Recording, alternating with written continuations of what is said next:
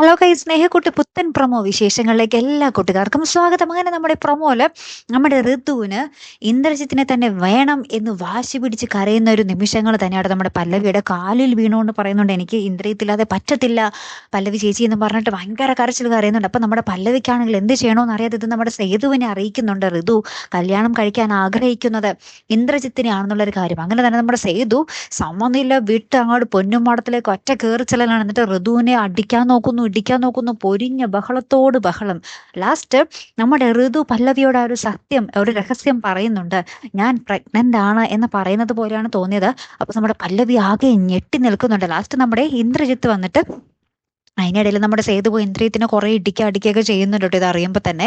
പിന്നീട് ഏറ്റവും അവസാനം നമ്മുടെ പൊന്നും മടത്തിൽ വന്ന് ഇന്ദ്രിയത്ത് വന്ന് നമ്മുടെ ഋതു ഇറങ്ങി വാ എന്നും പറഞ്ഞ് വിളിക്കുന്ന ദൃശ്യങ്ങൾ തന്നെയാട്ടോ. അപ്പൊ ഋതു ഇവരെയൊക്കെ വിട്ട് കൈയൊക്കെ വിടിച്ചിട്ട് അങ്ങോട്ട് ഓടിപ്പോകും കേട്ടോ നമ്മുടെ ഇന്ദ്രിയത്തിന്റെ അടുത്ത്. അപ്പൊ നമ്മുടെ പല്ലവിയും നമ്മുടെ പൂർണിമാമയും സ്വാതിയും എല്ലാവരും ഇങ്ങനെ ഋതു പോകല്ലേ എന്നൊക്കെ പറയുന്നുണ്ട്. പക്ഷെ ഋതു അതൊന്നും കേൾക്കാതെ ഇന്ദ്രജിത്തിന്റെ അടുത്തേക്ക് പോയി ഇങ്ങനെ ഇന്ദ്രിയത്തിനെ കെട്ടിപ്പിടിക്കുന്ന ഒരു നിമിഷങ്ങൾ തന്നെയാട്ടോ കൂട്ടുകാരെ പ്രൊമോയ്ക്കൊടുവിൽ കാണുവാൻ സാധിച്ചത്.